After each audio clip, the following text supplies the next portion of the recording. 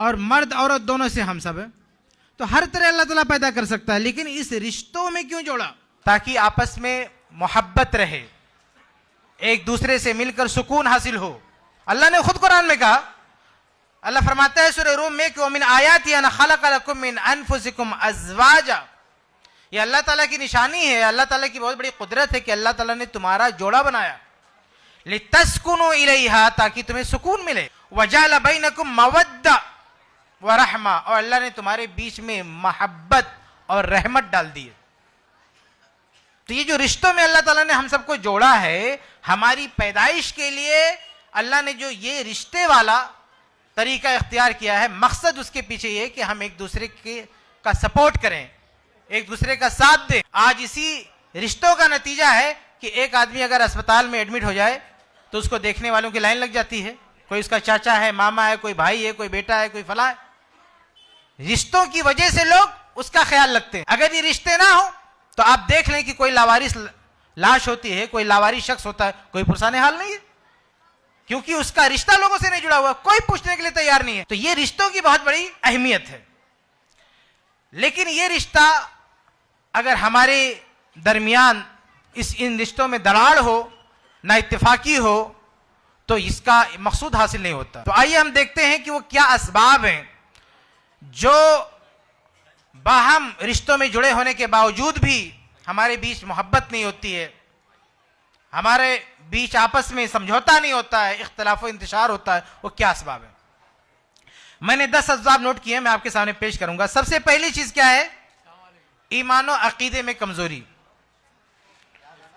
रिश्तों की अहमियत को अगर कोई नहीं पहचानता है तो उसके पीछे एक वजह यह है कि उसका ईमान कमजोर है। इसलिए सही बुखारी की हदीस है, जहां अल्लाह ताला ने रिश्तों को निभाने का हुक्म दिया तो उस हुक्म से पहले ईमान का हवाला दिया। सही बुखारी की हदीस अबू हुरैरा रज़ी अल्लाह अन्हु हदीस करावी कहते हैं कि अल्लाह के रसूल सल्लल्लाहु अलैहि वसल्लम ने फरमाया, मन कान युमिनु बिल्लाहि वल यौमिल आखिर फलयसिल रहिमहु। अबू हुरैरा रज़ी अल्लाह तआला अन्हु फरमाते हैं कि अल्लाह के रसूल सल्लल्लाहु अलैहि वसल्लम फरमाया कि जो अल्लाह पर ईमान रखता है और आखिरत के दिन पर ईमान रखता है तो उसके इस ईमान का तकाजा है कि अपने रिश्तों का ख्याल रखे, अपने रिश्तों को जोड़ के रखे। हकीकत में ईमान की ताकत आती है तो ईमान हमारे अंदर पहचान पैदा करता है कि कौन रिश्ता हमारे नजर में कितना अहम है। ईमान और अकीदा ना हो तो एक बद्दीन हमारी नजर में बड़ा अहम नजर आएगा, ईमान और अकीदा ना हो तो हमारे वालिदैन हमें दुश्मन नजर आएंगे। आज देखिए बहुत सारी लड़कियां अपने वालिदैन से बगावत करके किसी नॉन मुस्लिम का हाथ पकड़ के निकल जाती हैं, ईमान नहीं उनके पास। ईमान हो तो मंजर क्या होगा? अल्लाह रब्बुल आलमीन ने कुरान मजीद में सूरह तहरीम में फरमाया, फिरऔन की बीवी की मिसाल दी और तमाम मोमिनों के लिए बतौर उसवा पेश किया। अल्लाह फरमाता है, ज़रबल्लाहु मसलन लिल्लज़ीना आमनू, कि अल्लाह ताला मोमिनों के लिए एक मिसाल बयान करता है। किसकी मिसाल? एक औरत की, इम्राअत फिरऔन, फिरौन की बीवी की। फिरौन कौन है? अपने वक्त में दुनिया का सबसे ताकतवर बादशाह है, सुपर पावर किंग। ये फिरौन की बीवी, वो बीवी आसिया रज़ी अल्लाह अन्हा, जिनका शौहर दुनिया का सबसे पावरफुल अपने जमाने में, और इस औरत को इनको रानी बना के रखने वाला है, सबसे बेहतरीन आलीशान महल में रखने वाला है। इतना सब कुछ होने के बावजूद भी चूंकि उसके अंदर ईमान नहीं है तो अल्लाह से क्या दुआ कर रही हैं? कह रहे हैं कि रब्बिब्नी ली इंदका बैतन फिल जन्ना, ऐ अल्लाह ताला मुझे जन्नत में घर बना दे मेरे लिए। व नज्जिनी मिन फिरऔन व अमली, मुझे फिरऔन और उसके काम से निजात दे। मुझे ना ये आदमी पसंद है ना इसका कारोबार पसंद है, जबकि वो दुनिया का सबसे ताकतवर आदमी है, सबसे ज्यादा सहूलत आसानी दे सकता है, लेकिन ईमान नहीं है तो यह आदमी हमारे लायक नहीं है। लेकिन आज हमारा मामला क्या है मेरे भाइयों? क्योंकि हम अपने बच्चों को ईमानी दौलत से लैस नहीं करते, ईमान मजबूत नहीं करते, तो नतीजा है कि उन्हें खरे खोटे की पहचान नहीं है, कौन अच्छा है कौन बुरा नहीं मालूम। हमारी औलाद को माँ बाप दुश्मन मालूम होते। आज के मगरिबी तहजीब उनको ये सिखा रही है कि तुम्हारे भाई लोग दुश्मन है, तुम्हारे माँ बाप दुश्मन है, तुम्हें घर में कैद करके रखना चाहते हैं। ये जो परिवार है, जो घराना है, जो उनका सबसे बड़ा मुहाफिज है, सबसे बड़ा निगरा, सबसे बड़ा खैरखा है, उसी को दुश्मन बना के पेश कर रहा है। ये ईमान की कमी है। तो सबसे पहली वजह जो है कि हमारे घरों में, हमारे रिश्तों में जो मोहब्बत नहीं है, उसकी वजह है कि हमारे खानदान के अफराद में ईमान की कमजोरी है। हम अपना ईमान मजबूत करें, अल्लाह ताला से ताल्लुक मजबूत करें, अपने अंदर तकवा पैदा करें, तो उसका नतीजा यह देखने को मिलेगा कि आपस में मोहब्बत और भाईचारे पैदा होगी उस ईमान की दौलत से। तो पहली वजह क्या है? ईमान की कमजोरी है। आगे बढ़ते हैं। दूसरी वजह क्या है? दूसरी वजह दीनी इल्म की कमी है। शेख अलबानी ने हदीस को सही करार दिया सहीहुल जामे में, अल्फाज है तलबुल इल्म फरीदतुन अला कुल्ल मुस्लिम। दीन का इल्म यह हर मुसलमान पर फर्ज है, हर मुसलमान पर जरूरी है। जिंदगी गुजारने के लिए अल्लाह ने जो गाइडलाइन दी है उसका जानना हर मुसलमान के लिए जरूरी है। लेकिन चूंकि हम नहीं जानते, इस्लामी तालीमात से आरास्ता नहीं है, तो खानदान में एक दूसरे की लिमिट क्या है, एक दूसरे का हक क्या है, एक दूसरे की हद क्या है, हमें पता ही नहीं। और जब अपनी लिमिट से ज्यादा, अपने हक से ज्यादा किसी से क्लेम करोगे, मांगोगे, तो फितरी बात है, मामला बिगड़ेगा। हमें अंदाजा ही नहीं है, बेटे को नहीं अंदाजा है कि बाप से मुझे क्या क्या मिल सकता है, बाप को नहीं अंदाजा है कि बेटे से क्या क्या खिदमत लेनी है, बीवी को नहीं मालूम कि शौहर की क्या क्या हुकूक है, शौहर को नहीं पता मैं बीवी से क्या क्या ले सकता हूं। तो अपने मन से, अपनी मर्जी से जो चाहता है, जिससे तवक्कुआत वाबस्ता करके रखा हुआ है, जब उसकी तवक्कुआत पूरी नहीं होती है तो झगड़ा होता है, फसाद होता है।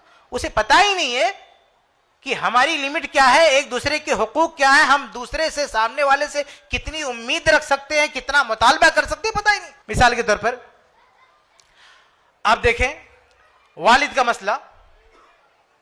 बहुत सारे वालिदैन समझते हैं कि ये जो हमारे बच्चे हैं, ये बालिग होने के बाद आखिरी सांस तक इनका सारा कमाया हुआ, इनका सब कुछ हमारा है। बल्कि कुछ लोग तो हदीस भी पढ़ देंगे, अंत व मालुका ले अबीक। अगर बाप के जहन में यह फिक्र आ गई है कि बेटे का सब कुछ मेरा है, जो कि गैर फितरी है, हरगिज़ ऐसा नहीं। इस्लाम ने जो कानूनी वरासत दिया, दोनों का हिस्सा अलग अलग रखा है, दोनों की हदें अलग अलग रखी हैं। लेकिन अगर बाप समझता है कि इसका सब कुछ मेरा है, तो बताइए फितरत के खिलाफ है। बेटा इसको बर्दाश्त नहीं कर सकता, मामला क्या होगा? बाप बेटे में झगड़ा होगा। अब बाप को पता होना चाहिए कि हम बेटे से किस उम्र में क्या उम्मीद रख सकते हैं। अगर वो बच्चा है तो हम उससे क्या उम्मीद रखेंगे, जवान हो गया तो क्या उम्मीद रखेंगे, और बड़ा हो गया, बाल बच्चों वाला हो गया, तो हम उससे क्या उम्मीद रख सकते हैं। हमारे पास अभी वक्त नहीं है कि मैं आप तफसीलात में जाऊं, मैं सिर्फ इशारे आपके सामने रख रहा हूं कि अगर बाप को मालूम हो कि बेटे से हमें क्या क्या लेना है, दीनी इल्म से आरास्ता हो, तो अपनी लिमिट में, अपनी हद में रह के बेटे से मुतालबा करेगा, बेटा पूरा करेगा। बेटे का भी यही मसला है, बेटे को भी नहीं मालूम कि बाप से हमको क्या क्या मिल सकता है। एक बाप जिंदा है और कितने सारे बेटे खड़े होकर कहते हैं कि अब्बा बांट के हमारा हिस्सा अलग करो, हमें तुम्हारे साथ नहीं रहना। अब इस बेटे को कौन बताए कि जब तक तुम्हारा बाप जिंदा है उसके माल में तुम्हारा कोई हक नहीं बनता। बाप के माल में कोई हक नहीं बनता। जब छोटे थे बाप ने पाल पोस के बड़ा किया, अभी बड़े हो गए, अभी तुम्हारे हाथ पैरे कमाओ खाओ, बाप जिम्मेदार नहीं तुम्हारा। बाप के पास कितनी भी प्रॉपर्टी हो, वो एक चवन्नी भी आपको ना दे, वो गलत नहीं है। लेकिन बेटा क्या समझ के रखा है कि अगर बाप ने मेरा हिस्सा नहीं दिया तो मुझ पर जुल्म कर रहा है, तो जाहिर है झगड़ा होगा। मुंबई में एक फैमिली में एक बेटे ने क्या कहा बाप से, उसके पास एक ही फ्लैट है, तो कह रहा अब्बा ये फ्लैट बेच के मेरा हिस्सा दो। बाप कहता बेटा तुझको बेच के हिस्सा दे दिया तो मैं कहां रहूंगा, तो कहा तुम्हारा मसला, कहां रहूं, मैं क्या करूं, मुझे हिस्सा चाहिए। इस फैमिली में बेटा बाप दोनों दीन से जाहिल है, ना बाप को पता है कि मेरी लिमिट क्या है, ना बेटे को पता है, और झगड़ा हो रहा है। अगर इन दोनों को मालूम होता, या दोनों में से किसी एक को पता होता, बेटे को पता होता मुतालबा नहीं करता, बाप को पता होता जैसे मुतालबा करा उसका मुंह बंद कर देता कि किस हक से तू मांग रहा है, कहां कैसे हक तेरा, लेकिन नहीं पता, नहीं मालूमात, इसलिए झगड़े खड़े हो रहे हैं, मुतालबे हो रहे हैं। ऐसे ही भाई बहन का मसला है, एक भाई पर भाई का हक क्या है नहीं पता लोगों को। कभी कभी हमारे यहां एक जुमले में बोल जाता है कि भाई के माल में भाई का कोई हक नहीं है। ये बहुत बड़ा फ्रॉड है, ये बहुत बड़ा धोखा है, ये बहुत बड़ा पाप है, बहुत बड़ा जुल्म है। ऐसे बेशुमार मसाइल है जहां भाई के माल में भाई का लाजमी हक होता है। लेकिन आज हमने सबको सिखा दिया नहीं, भाई के माल में भाई का कोई हक नहीं होता। भाई एक भाई बगैर शादीशुदा मर जाए, करोड़पति है, तो उसकी प्रॉपर्टी उसके भाई को मिलेगी। शादी भी हो चुकी है, बीवी है, औलाद नहीं हुई, तो भी भाई का हिस्सा है। औलाद भी हो चुकी है लेकिन बेटी है, बेटा नहीं, तो भी भाई का हिस्सा है। ये कंपलसरी है, वाजिबी है, लाजमी है। अगर बाप नहीं है, बेटा नहीं है, तो फिर भाई के हिस्से में भाई का हक बनता है विरासत में। बेटियां भी हैं और बेटा और बाप नहीं है, तो भी भाइयों का हक बनता है। बहुत सारे ऐसे मसाइल हैं जहां भाइयों का हक बनता है। बल्कि ये विरासत से हटकर दुनिया में नफके में भी भाई के माल में भाई का हक बनता है, वाजिबी। एक भाई है छोटा, अभी बच्चा है, बाप मर गया, यतीम हो गया, और उसकी अभी शादी वगैरह नहीं हुई है। ये बड़ा भाई अगर उसका खर्चा संभालता है तो ये एहसान नहीं, ये उसका फर्ज है। कुरान ने बहुत वाज़ेह तौर पे कहा, वालल वारिसी मिस्लु ज़ालिक, कि विरासत का कनेक्शन जहां होगा वहां खर्चा भी लग जाएगा। ये छोटा बच्चा अगर ये मर जाए, उसके नाम कोई प्रॉपर्टी है, तो बड़े भाई को मिलेगा, क्योंकि इसकी शादी नहीं हुई अभी, इसके बच्चे नहीं है। तो यहां विरासत से लिंक है बड़े भाई का। ये छोटा भाई अगर इसके साथ कोई प्रॉपर्टी अटैच है, ये मर जाता है, ये प्रॉपर्टी इसके बड़े भाई को मिलेगी अगर मर गया तो ये प्रॉपर्टी का यहां लिंक है। यहां ऐसे केसेस में अगर इसको कुछ होता है, इस पर कोई मसला आता है, तो उसकी देखने की जिम्मेदारी बड़े भाई की। इसके पास कोई प्रॉपर्टी नहीं है, कंगाल है, तो उसको पढ़ाने लिखाने सब जिम्मेदारी उसके बड़े भाई की। ये एहसान नहीं, ये फर्ज है। हां, बाप जिंदा है तब बड़े भाई का फर्ज नहीं है, या ये बड़ा हो गया, इसकी औलाद है, तो फिर भाई का फर्ज नहीं है। तो अलग अलग केसेस है ना, ये जानने की जरूरत है कि कहां भाई के माल में भाई का हिस्सा है, कहां नहीं है, कहां विरासत में हिस्सा है, कहां नफके में जिम्मेदारी है। लेकिन ये हमें पता नहीं है तो फसाद होता। भाई बहन का भी मसला है, एक भाई का बहन से कितना रिश्ता है, बहन के क्या हकूक हैं, ये भी हमें नहीं मालूम है, और उसकी वजह से बहुत सारे मसले खड़े होते, बल्कि शरीयत के बहुत सारे मसले हजम नहीं होते। मुंबई में हमने विरासत पे एक कॉन्फ्रेंस की थी, उसमें मैंने एक मसला बयान किया था कि अगर एक आदमी बे औलाद मर गया, 4 करोड़ छोड़ के, उसकी एक बीवी है और एक बहन है, तो इस 4 करोड़ में से उसकी बीवी को सिर्फ 1 करोड़ मिलेगा, उसकी बहन को 3 करोड़ मिलेगा। यह मसला हजम नहीं होता लोगों को। वो बीवी कभी नहीं हजम कर सकती कि मेरा मियां मर गया, 4 करोड़ छोड़ के, ये 4 में से 3 में उसकी बहन को, अपनी नंद को दे दूं, ये कैसे हो सकता है। वो एक भी देने के लिए तैयार नहीं, लेकिन इस्लाम का कानून है कि उसे 3 मिलेगा, बीवी को सिर्फ 1 मिलेगा। अब हमारे पास टाइम नहीं है कि इसको डिटेल में जाके समझाऊं, लेकिन ये सारे मसाइल नहीं पता है कि किसका कितना हक बनता है, तो आदमी जो चाहता है मुतालबा करता है। खुद मियां बीवी का मसला है, एक औरत है, शादी हो गई, उसका बाप मरा, भाई लोग कहते हैं हिस्सा चाहिए, बहन बोलती नहीं भैया रख लो, हमको नहीं चाहिए। और इधर शौहर ये जो कुछ कमा रहा है, ये कहती इसका पूरा मेरा है। उल्टी गंगा बह रही भाई, जहां उसकी प्रॉपर्टी वहां क्लेम नहीं कर रही है, कहती भैया रख लो, हमको नहीं चाहिए। और शौहर जिसके माल में सिवाय नफके के कोई हक नहीं है, और मरने के बाद हक बनेगा, वो भी औलाद के होते हुए 1/8, जो सबसे छोटा अमाउंट है। विरासत में सबसे छोटा अमाउंट सुमुन है, 8वां, इससे कम हिस्सा नहीं है, सबसे छोटा हिस्सा है। ये किसका है? बीवी का। और वो सबसे बड़ा हिस्सा लेना चाहती है अपने शौहर से। आप सोचें, क्योंकि पता नहीं है हमारी लिमिट क्या है, पता नहीं, मालूम नहीं है। शौहर के माल में बीवी का कोई हक नहीं है। हाँ, नफका है, जब तक साथ में रह रहे हैं, खाना, कपड़ा, रहने के लिए मकान, इलाज वगैरह, ये सारी चीजें हैं। लेकिन ये कहो कि उसके पास करोड़ों की प्रॉपर्टी तो आधा इसका हो जाए, नहीं नहीं नहीं, हरगिज नहीं, बिल्कुल नहीं। शौहर का जो कुछ है उसका है, ऐसे ही बीवी का जो कुछ है उसका है। शौहर का कोई हक नहीं, बल्कि नफका भी नहीं है बीवी का। कितने सारे लोग हैं, अगर कमजोरी आई, इक्तिसादी बुहरान के शिकार हुए, माशी बुहरान के शिकार हुए, तो बीवी का जेवर बेच देंगे।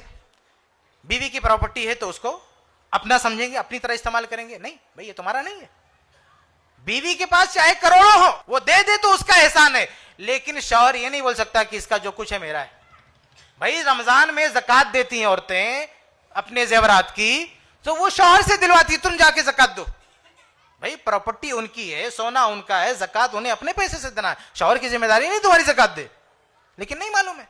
तो ऐसी बेशुमार मिसालें हैं कि हमारे खानदान में जो एक दूसरे के साथ रिश्ते हैं, औलाद और वालिदैन का मसला, शौहर बीवी का मसला, इनमें और भाई भाई का मसला, भाई बहन का मसला, इनमें मालूम नहीं है कि किस पर क्या हक बनता है। तो मालूमात नहीं है तो अपनी मनमानी जो चाहता क्लेम करता है, और जब नहीं मिलता है तो फितना फसाद होता है।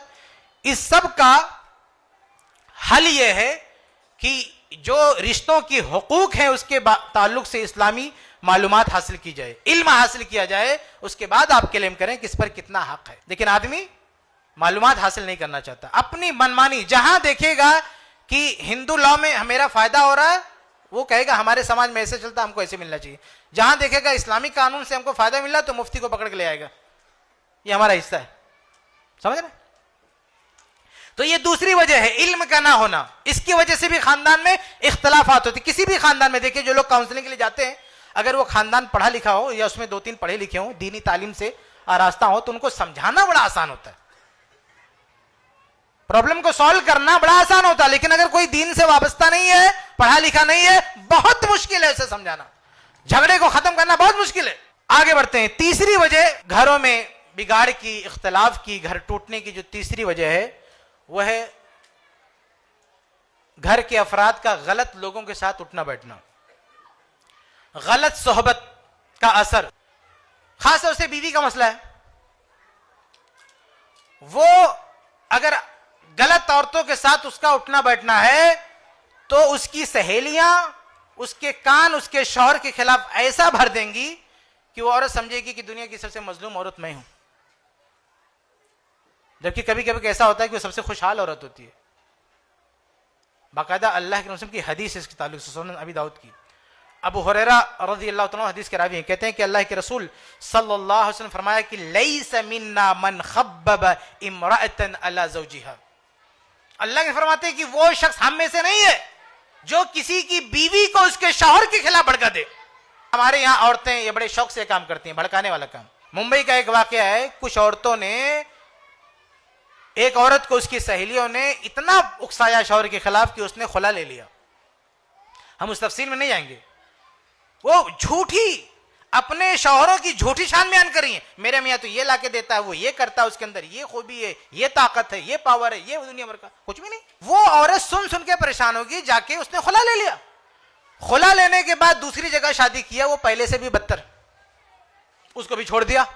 अब पहले के पास वापस आ रही है कि तुम्हारे साथ ही मामला मेरा ठीक था, उसने भगा दिया, कहा नहीं अब तो तुझे नहीं रखूंगा। पूरा बच्चों के साथ, कई बच्चों की मां पूरी जिंदगी उसकी बर्बाद होगी उसकी सहेलियों की वजह से, क्योंकि उसकी सहेलियों ने उसको उसके शौहर के खिलाफ उकसाया। तो खानदान की बिखरने की एक वजह यह भी होती है कि औरतों को उकसाती हैं सहेलियां। बस सहेलियां जाने दे भाई, कभी कभी उसकी मां भी उकसा देती है उसके शौहर के खिलाफ, उसके ससुराल के खिलाफ, उसके अपने रिश्ते उकसा देते हैं उसको, और वक्ती तौर पे जज्बात होते हैं, भड़का देते हैं, रिश्ता टूट जाता है, घर पे आके बैठती है, 1 महीने के बाद उसे समझ में आता है कि मेरी औकात क्या है यहाँ पे। 1 महीने के बाद पछतावा होता है कि हमने शौहर को छोड़ दिया, कितनी बड़ी गलती की। तो ये बहुत बड़ी बेवकूफी है उन खवातीन की जो अपने घर से बाहर दूसरों की सुनती हैं, वो लोग इनके कान भरते हैं और आके घर में बवाल खड़ा कर देती है। इसलिए दूसरों को सुनने के बजाय, जो मैंने अभी इससे पहले कहा, इस्लाम को सुनिए, कुरान और हदीस को सुनिए कि तुम्हें हुकूक मिल रहे कि नहीं मिले, इस्लाम तय करेगा, तुम्हारी सहेलियां नहीं तय करेंगी, तुम्हारी मां नहीं तय करेगी कि तुम जालिमों की मजलूम हो। यह कुरान और हदीस से तय होगा कि तुम्हारा स्टेटस क्या है, इस घर में तुम कितना सुखी हो, कितना दुखी हो, यह कुरान और हदीस से तय होगा। तुम्हारी मां तय नहीं करेगी, तुम्हारे बाप नहीं तय करेंगे, तुम्हारे भाई नहीं तय करेंगे, तुम्हारी सहेलियां नहीं तय करेंगी। और यह सिर्फ बीवी के लिए नहीं है, शौहर के लिए भी है, बेटे के लिए भी है, बाप के लिए भी है। किसी को भी अगर कोई उकसाता है, बाप को कोई उकसाए उसके बेटे के खिलाफ, बेटे को उकसाए बाप के खिलाफ, भाई को उकसाए भाई के खिलाफ, दुनिया की नहीं सुनना है, कुरान और हदीस की सुनना है। अगर कोई भी आपके कान में भरता है आपके परिवार के खिलाफ, आप कुरान और हदीस किसी आलिम से मिलो और वेरीफाई करो कि यह बंदा जो कह रहा है क्या सही है। भाई लोग, बहुत सारे लोग आपको खुश नहीं देखना चाहते, आपके परिवार की तरक्की नहीं चाहते, लड़ाना चाहते हैं, चाहते हैं कि तुम बिखर जाओ, चाहते बर्बाद हो जाओ, चाहते तुम्हारा घर टूट जाए। और ये सिर्फ इंसान नहीं, शैतान भी इसी में लगा हुआ है। सही मुस्लिम की हदीस है कि इब्लीस अपना तख्त सजाता है और शाम को अपने सारे चेलों को इकट्ठा करके रिपोर्ट लेता है, तुमने क्या किया, तुमने क्या किया, तुमने क्या किया। सब अपने अपनी बात बताते हैं। एक बंदा आके बोलता है कि मैंने तो इतना बड़ा काम किया कि एक घर को तोड़ दिया, मियां बीवी को एक दूसरे के खिलाफ इतना उकसाया कि रिश्ता टूट गया। वो इब्लीस उसको गले लगा देता, तूने सबसे बड़ा काम किया, तूने घर तोड़ा, सबसे बड़ा काम तूने किया। तो ये इंसान और ये शैतान सब लगे हुए घरों को तोड़ने में। इसलिए कुरान और हदीस से फैसला करो कि घर में हमारे साथ जो हो रहा है, हमारे माँ बाप जो हमारे साथ कर रहे हैं, या हमारी औलाद हमारे साथ जो कर रही है, वो ठीक है कि नहीं। ये कुरान और हदीस से तय होगा, ये समाज नहीं तय करेगा। आगे बढ़ते हैं। चौथी चीज घरों के टूटने की, वो है मेरे भाइयों गलत जगह रिश्ता कर देना, गलत जगह शादी कर देना, गलत लोगों से रिश्ता जोड़ लेना।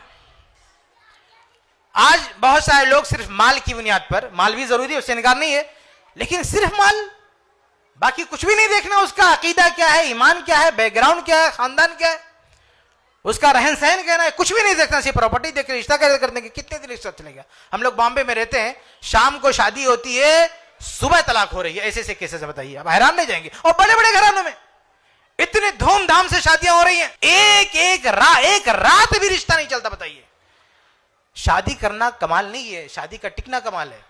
कभी भी रिश्ता करो तो ये मत सोचो कि ये सामने वाला राजी, चलो रिश्ता कर। देखो ये गाड़ी आगे चल पाएगी कि नहीं चल पाएगी, ये दोनों एक दूसरे के साथ रह पाएंगे कि नहीं रह पाएंगे, ये खानदान एक दूसरे को बर्दाश्त कर पाएगा कि नहीं कर पाएगा। ये सारी चीजें देखना चाहिए, उसके बाद शादी होनी चाहिए। अल्लाह के नबी सल्लल्लाहु अलैहि वसल्लम भी ऐसे रिश्तों को रिजेक्ट कर दिया करते थे जिससे ये अंदाजा होता था कि रिश्ता नहीं चलने वाला। सही मुस्लिम की रवायत है ना कि फातिमा बिनते कैस रज़ियल्लाहु अन्हा को तलाक हुई तो दो रिश्ता आया, एक मुआविया रज़ियल्लाहु ताला अन्हु का और एक दूसरे साबित थे। अल्लाह के नबी ने दोनों को रिजेक्ट कर दिया, कहा एक तो मारने वाला है, एक के पास पैसा नहीं है, मतलब आगे ये रिश्ता नहीं चलने वाला है। एक तो यहां तलाक हुई है, ये अगला घर भी टूट जाएगा, दूसरा रिश्ता भी नहीं चल पाएगा।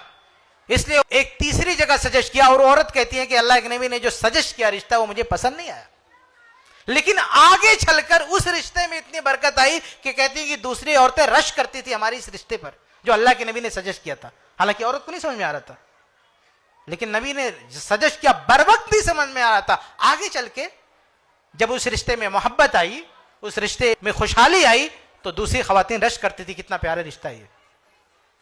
तो रिश्ता सही जगह करना चाहिए, ठोक बजा के, ताकि आगे कोई इख्तलाफ ना हो, कोई इंतशार ना हो, कोई मसला ना हो। और रिश्ता होने के बाद घरों में बिगाड़ की एक वजह और भी है, मैं यहां कहना चाहूंगा। हालांकि इतनी बड़ी मजलिस में ये सब कहते हुए अच्छा नहीं लगता, ये सब प्राइवेट में बातें होनी चाहिए, लेकिन फिर भी मौजू के तहत ये बातें आ रही हैं तो मैं वाज़ेह करना चाहता हूं। मियाँ बीवी जिस घर में रहते हैं, भाई घर असल क्या है, असल मियाँ बीवी है, उसके साथ औलाद है, माँ बाप भी, यही असल घर है, यही असल घर है कि एक आदमी की बीवी, उसके वालिदैन, उसके बच्चे, यही असल परिवार है। ये बढ़ता है तो और फैलता चला जाता है, लेकिन असल परिवार यही है। ये पूरा परिवार कभी कभी बिखर जाता है सिर्फ एक अल्लाह के नबी की एक हदीस पे अमल ना करने की वजह से, वो ये कि शौहर अगर अपनी बीवी को हम बिस्तरी के लिए बुलाए तो उसको इनकार नहीं करना चाहिए। इतनी ताकीद आपको मिलेगी, आप हैरान रह जाएंगे। सही बुखारी की हदीस है, अगर कोई शौहर अपनी बीवी को बुला रहा है हम बिस्तरी के लिए अपनी जरूरत के तहत, और वो नहीं आती है, रात भर फरिश्ते लानत करते हैं उस औरत पर। एक और हदीस है सुनन तिर्मिज़ी की, अल्लाह के नबी सल्लल्लाहु अलैहि वसल्लम फरमाते हैं, जब आदमी अपनी बीवी को अपनी जरूरत के तहत बुलाए, यानी हम मिस्त्री, फलताती है तो आ जाए, उसकी बात मान ले, वह इन कानत अल तन्नूर, चाहे वो तन्नूर पर बैठी हो। उस जमाने का चूल्हा गैस का चूल्हा नहीं है, आप बटन दबाओ चालू हो जाए, बड़ी मुश्किल से आग जलती थी। अगर वो चूल्हा छोड़ के औरत आ जाए तो आग बुझ जाएगी, दोबारा उसको जलाना बहुत बड़ा मसला है। इसलिए अल्लाह के रसूल ने उसकी मिसाल दी कि वहां पे बैठी हो भी तो आ जाए। इस तरह की बहुत सारे हदीस है। वजह क्या समझते हैं? क्योंकि अगर शौहर की ये जरूरत पूरी नहीं हुई तो डिस्टर्ब हो जाएगा, उसके बाद ना वो अपनी मुंह से सीधी अपनी बीवी से सीधे मुंह बात करेगा, ना बाप से बात करेगा, ना बेटे से बात करेगा, सबसे उसका झगड़ा होगा। कहीं ऑफिस में काम कर रहा है, वहां भी उसकी जॉब जा सकती है, पूरा दिन उसका डिस्टर्ब रहेगा, न जाने कहां कहां उसका झगड़ा हो सकता है। बहुत सारे मसाइल आपको मिलेंगे ना कि छोटी छोटी वजह से शौहर ने तलाक दे दिया बीवी को, पंचायत बैठती है, क्यों तलाक दिया भाई? बीवी कहती है कि भाई खाने में नमक ज्यादा हो गया था, तलाक दे दिया था। अब लगेंगे सब उसको डांटने, ये वजह होती तलाक देने की? नमक ज्यादा हो गया इसकी वजह से तुम तलाक दे दिया तुमने। वो बेचारा मारे शर्म के बता नहीं सकता कि मैंने क्यों तलाक दिया। हकीकत में नमक ज्यादा हो गया, तलाक दे दिया, लेकिन नमक वजह नहीं है। नमक के पीछे बिहाइंड द सीन वजह कुछ और है। ये एक बहाना बना हुआ है।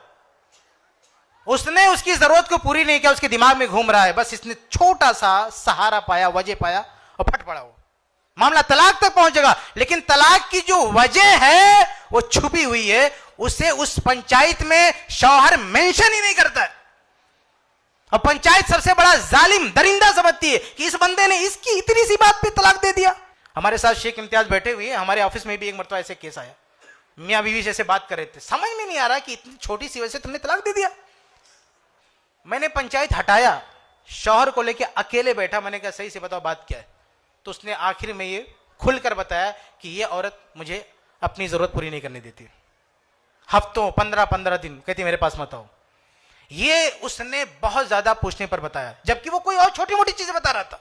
तो ये बहुत बड़ी वजह है खानदान की बिखरने की, कि बीवी शौहर का हक अदा ना करे। वो छोटा सा लम्हा होता है, लेकिन अगर उसमें शौहर की जरूरत पूरी नहीं हुई तो आतंक मचा देता है, और उसको मेंशन भी नहीं करता। लोग उसको पागल समझते, साइको हो गया, क्या हो गया, लेकिन वजह कुछ और होती है। इसलिए हदीसों में आपको इतनी ताकीद मिलेगी, इतनी सख्त ताकीद मिलेगी, बिला वजह नहीं है। तो यह भी बहुत बड़ी वजह है। इसके साथ एक और चीज है, बीवी का जबान पे कंट्रोल। जबान भी बहुत बड़ी मुसीबत है। कभी कभी छोटे छोटे जुमले की वजह से आदमी जिंदगी भर जाके जेल में बंद हो जाता है, उम्र कैद हो जाती है। झगड़ा शुरू करना बड़ा आसान होता है मेरे भाई, लेकिन खत्म करना आसान नहीं होता। झगड़ा शुरू करना बहुत आसान है, किसी के साथ भिड़ जाओ, लेकिन वो लड़ाई आगे कहां तक जाएगी अंदाजा नहीं हमको। इसीलिए कंट्रोल करना चाहिए अपने जबान पे, अपने हाथ पे। बात बजाहिर छोटी सी रहेगी, आप जाके जेल में कैदियों का इंटरव्यू लो, आपको पता चलेगा कि कितने कैदी छोटी सी बात पे उलझ गए और मामला उनकी पूरी लाइफ बर्बाद होगी। छोटी सी बात पर उसको इग्नोर किया जा सकता था, उसको नजरअंदाज किया जा सकता था, लेकिन गुस्से में आदमी छोटी सी बात को लेकर भिड़ गया और नतीजा कितना भयानक निकला।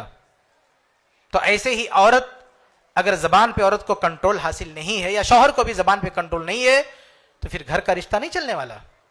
इसलिए घर के तमाम अफराद, शौहर, बीवी, बच्चे, वालिद, सबको जबान पे कंट्रोल होना चाहिए। बल्कि दो में से अगर किसी एक को भी कंट्रोल है तो भी मामला सुलझ जाता है, लेकिन दोनों बेकाबू हो, किसी को अपनी जबान पे कंट्रोल नहीं है, तो रिश्ता नहीं चलने वाला, वो घर नहीं टिकने वाला, टूटना है इस घर को। जिस घर में किसी को अपनी जबान पर कंट्रोल नहीं है, वो घर नहीं रह सकता, उसको टूटना है।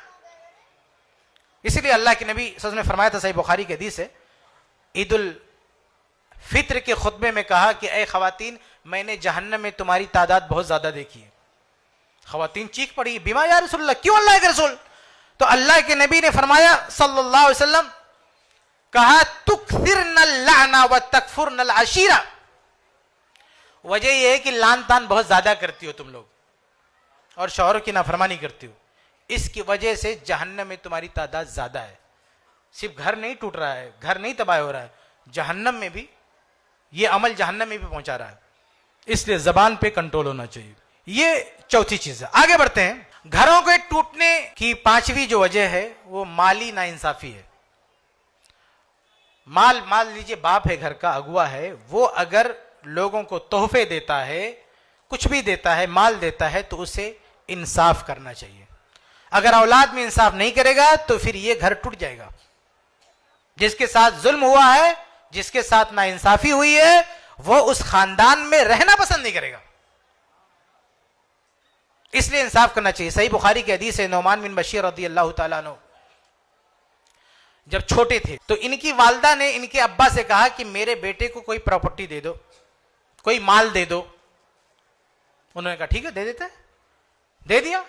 कहा नहीं नहीं, जाओ अल्लाह के रसूल सल्लल्लाहु अलैहि वसल्लम को गवाह बना लो। वो गए अल्लाह के रसूल के पास, कहा अल्लाह के रसूल मैंने अपने बेटे को ये दिया है, आप गवाह बन जाइए। तो अल्लाह के नबी सल्लल्लाहु अलैहि वसल्लम ने पूछा, कहा अतैत साइरा वलदिका मिस्ला हाजा, कि इस बेटा को तुम जो दे रहे हो यही चीज इतना ही, मिस्ला हाजा, बिल्कुल इतना ही तुमने अपने सारे बच्चों को दिया है। वलद का लफ्ज़ है जिसके माने लड़का लड़की दोनों होता है, यानी तुम्हारे जितने भी लड़का लड़की हैं सबको तुमने दिया है? कहा नहीं, सिर्फ इसको दे रहा हूं।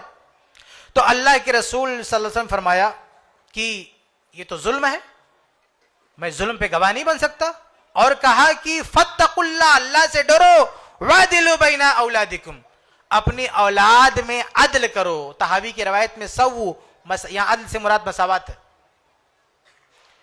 कि औलाद में अगर कोई अतिया दे रहे हो, कोई तोहफा दे रहे हो तो बराबरी करो, एक को दे रहे हो तो सबको दो। यह हदीस बताती है कि अगर अपने बच्चों को आप कुछ दे रहे हैं, किसी एक को दे रहे हैं तो सबको दो। ऐसा नहीं करेंगे तो खानदान बिखर जाएगा, खानदान टूट जाएगा। आज होता है कि एक आदमी अपने बड़े बेटे को अपने सर पे बिठा लेता है, अपने कारोबार में शरीक कर लिया, हर जगह उसको खड़ा कर लिया अपने साथ, बाद में वो बेटा सब कुछ कब्जा करके बैठ जाता है। बड़ा बेटा कभी कभी अपना सब कुछ गंवाता है, इससे इनकार नहीं है। बाप के बाद वही बाप की ड्यूटी निभाता है। अक्सर बड़े भाई अपनी कुर्बानी ही देते हैं, इससे इनकार नहीं है, लेकिन कहीं कहीं बड़े भाई अपने बाप की शफकत का गलत फायदा उठाते हैं और बहुत कुछ ऐंठ लेते हैं अपने बाप से, जो दूसरे भाई बहनों को नहीं मिल पाता है, और इसकी वजह से रिश्ता टूट जाता है, जिंदगी भर बात नहीं होती। जब बंटवारे की बात आती है, छोटा क्लेम करता है कि आप जितना ले रहे हो आपके हक से ज्यादा है, उसी पर फैसला हो जाता है, जिंदगी भर बातचीत नहीं होती है, एक दूसरे से मुंह फेर के घूमते हैं। वजह यह है कि बाप ने मामला उलझा दिया। इसलिए हमेशा औलाद में इंसाफ करो। अल्लाह के नबी सल्लल्लाहु अलैहि वसल्लम ने तो यहां तक कहा कि भाई अगर एक आदमी अपनी बच्ची को, बेटे को बोसा दे रहा है तो उसमें भी इंसाफ करे, दो बेटे तो दोनों को बोसा दे। और ये विरासत के बारे में मसला ये है कि भाई एक आदमी मर जाता है, उसका माल जब बढ़ता है ना, तो बेटा और बेटी में 1/2 के हिसाब से बढ़ता है। बेटी को जो मिलता है वो आधा होता है बनिस्बत बेटे को मिले हुए माल से। लेकिन जिंदगी में अगर कोई बाप माल बांटता है तो उसे बराबर देना पड़ेगा, बेटा बेटी में कम नहीं कर सकता। एक तो सबको देना पड़ेगा और दूसरा सबको बराबर देना पड़ेगा, किसी का हिस्सा कम नहीं कर सकता, किसी का तोहफा। और ऐसा नहीं कर सकता तो किसी को मत दे। अगर ऐसा नहीं कर सकता तो बाप किसी को भी मत दे। यही वजह है कि इस हदीस में नौमान बिन बशीर रज़ी अल्लाह तआला अन्हु की हदीस में जब अल्लाह के नबी ने कहा कि सबको देना पड़ेगा, तो उन्होंने क्या किया, रवायत के अल्फाज हैं, फरजा फरद्द अतियतहु, वो घर आए और जो दिया था उसको विड्रॉ कर लिया, क्योंकि सबको नहीं दे सकते थे। तो सबको नहीं दे सकते थे तो जो एक को दिया था वो भी वापस ले लिया, नहीं वापस ले लिया, विड्रॉ कर लिया उसको। तो यही होना चाहिए, देना है तो सबको दें या किसी को भी मत दें, वरना ये खानदान बिखरेगा और एक दूसरे का दुश्मन बनेगा। हमारे यहां हाल ये है कि विरासत जिसके बारे में अल्लाह ने बाप को दखल अंदाजी देने से रोक दिया, बल्कि परिवार में किसी को भी हक नहीं है कि जरा सा भी इधर उधर करे, सब कुछ कुरान में बयान कर दिया। लेकिन बाप क्या कहेगा, मेरे मरने के बाद ये घर ये बेटा ले लेगा, ये घर फला ले लेगा, ये खेत फला ले लेगा, ये दुकान फला ले लेगा। तुम कौन होते बोलने वाले भाई? हाँ, ये हक किसने दिया आपको? भाई आपकी वफात के बाद इस्लामी कवानीन तय करेंगे कि कौन किसके हिस्से में आएगा, बाप नहीं फैसला कर सकता है। बहुत ही वाज़ेह हदीस सुनने से कि ला वसीयत ले वारिस, बाप अपने वारिसीन के लिए वसीयत नहीं कर सकता। वारिसीन को क्या मिलना अल्लाह ने तय किया। हाँ, जो वारिसीन से बाहर है उनके लिए 1/3 बोल सकता है, कोई पड़ोसी है, कोई दोस्त है, मस्जिद है, मदरसा, बोल सकता है कि इतना पैसा मस्जिद में दे देना, मदरसे में दे देना। जो फैमिली से बाहर के लोग हैं उनके लिए बोल सकता है 1/3 ज्यादा ज्यादा। लेकिन जो फैमिली के लोग हैं, जो वारिसीन हैं, उनके लिए बाप कुछ नहीं बोल सकता, सब कुछ अल्लाह ने बोल दिया है। लेकिन जब बाप बोलेगा तो नाइंसाफी होगी, नाइंसाफी होगी तो खानदान में बिखराव होगा, खानदान टूटेगा। और इसीलिए देखिए कि यह मामला बहुत सारे घरों में प्रॉपर्टी को लेकर यह मामला आता है। अच्छा, एक और वजह भी है कि हम विरासत की तकसीम बर वक्त नहीं करते हैं, जिसकी वजह से बहुत सारे झगड़े होते हैं। विरासत की तकसीम कब होनी चाहिए? आदमी का इंतकाल हुआ, तजहीज़ो तकफीन हो गई, उसके फौरन बाद जितना जल्द हो सके विरासत तकसीम हो जानी चाहिए। लेकिन लोग इसको डिले करते। बल्कि अभी मैं किसी साहब की तकरीर सुन रहा था, कह रहे थे कि अभी मैयत की कब्र नहीं सूखी है और बंटवारे की बात लोग कर जाते हैं। अरे करना चाहिए, उसी दिन करना चाहिए। हमारे मुंबई में डॉक्टर उबैद हफिज़हुल्लाह, उनके वालिद साहब का इंतकाल हुआ तो उसी दिन उन्होंने प्रॉपर्टी बांट दिया। उसी दिन वालिद साहब को कब्र में दफन करके आए, शाम को घर पे सबको बैठा के बांट दिया, उसी दिन सेम डे में। उनकी वालिदा की वफात हुई, रात में वफात हुई थी, तो दूसरे दिन उन्होंने प्रॉपर्टी बांट दिया। ये होना चाहिए ताकि झगड़े खत्म हो जाएं। बाद में आप डिले करोगे प्रॉपर्टी तकसीम में तो किसका, कौन सी जमीन किसकी है, कौन सा गवाह है, कौन सा सबूत है, सब भूल जाते लोग और झगड़ा होता। और ऐसा झगड़ा होता कि उसको दुनिया की कोई अदालत हल नहीं कर सकती। सही बुखारी की रिवायत है, मुस्लिम अहमद में, ऐसा ही विरासत के केस अल्लाह के नबी के पास है, अल्लाह के नबी सल्लल्लाहु भी उसको हल नहीं कर सके। और अल्लाह के रसूल ने वार्निंग दिया, कहा इन्नकुम तख्तसिमूना इलैया, कि तुम लोग अपने झगड़े मेरे पास लेकर आते हो। ये झगड़ा क्या था? विरासत का था। मुस्लिम अहमद में इजाफा है, फी मवारीता बैनहुमा, ये विरासत का मसला था जो दोनों लेकर आए थे भाई।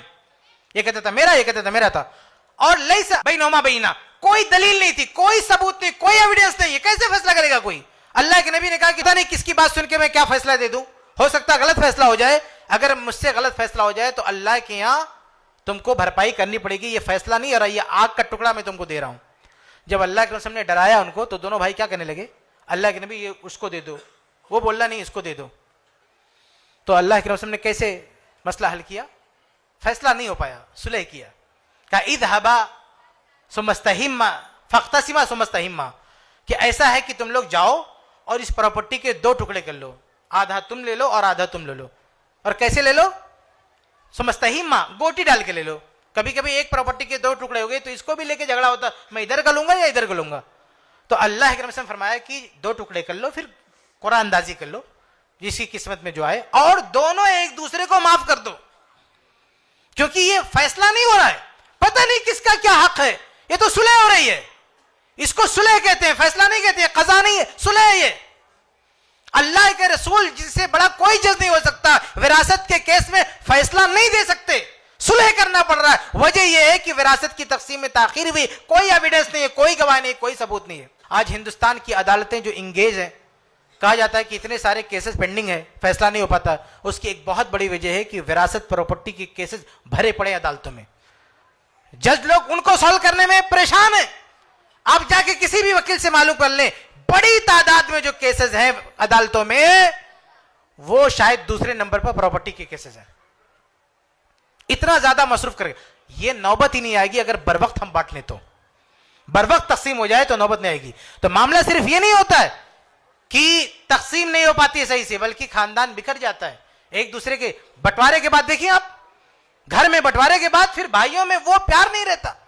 बंटवारे के बाद एक दूसरे के दुश्मन एक दूसरे का मुंह नहीं देख रहे, क्योंकि बंटवारा सही तरीके से हुआ, इस पर कोई सहमत नहीं, किसी को इत्मीनान नहीं है। वजह यह है कि आपने ताखीर किया।